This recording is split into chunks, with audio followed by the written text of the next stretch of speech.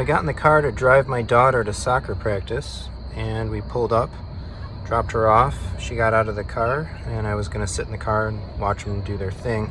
After easy entry moved the seat back, I went to reach down to actually just move the seat a little bit, adjust it forward, and I noticed this whole piece is loose.